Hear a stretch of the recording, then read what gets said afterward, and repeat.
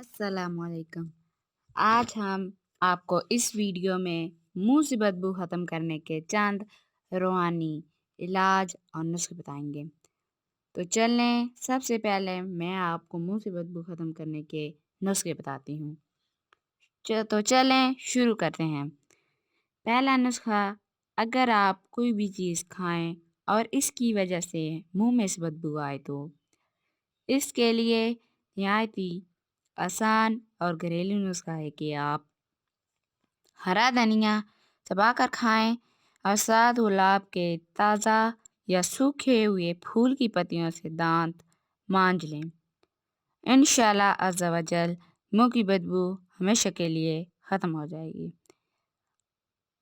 हाँ, अगर पेट की खराबी की वजह से मुंह में से बदबू आती हो तो कम होरी यानी कम खाने की आदत हासिल करके भूख की बरकतें लौटने से इंशाल्लाह अज़्ज़ा वजल फ़ायदा होगा।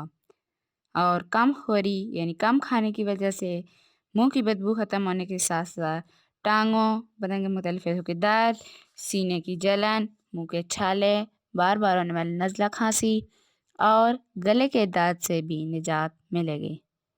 भूख बाकी रहे यानी कम खोरी की वजह से हम लोग 80% अमराज से बच सकते हैं। चलें, अब मैं आपको मुंह की बदबू का रूहानी इलाज बताती हूँ। इसके लिए आपको ये दरूद शरीफ पढ़ना होगा। अल्लाहुम्मा सल्ले व सल्लिम अला नबिय्ये ताहिर। ये दरूद शरीफ मौका मौका एक ही सांस में 11 मरतबा पढ़ लें। इंशाल्लाह अज़्ज़ा वजल मुंह की बदबू ख़त्म हो जाएगी।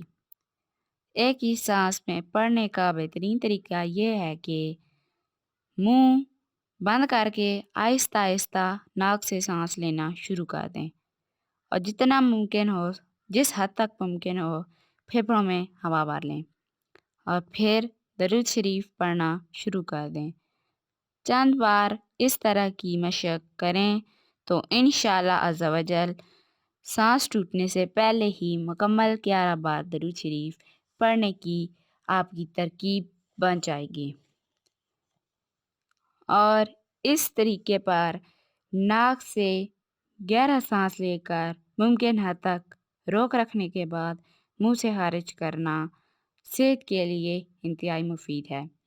दिन भर में यानी सारे दिन में जब भी आपको मौका मिले, बिलखुसूस खुली हवा में रोज़ाना चंद बार ऐसा कर लेना चाहिए ताकि आपकी मुंह की बदबू हमेशा के लिए ख़त्म हो जाए।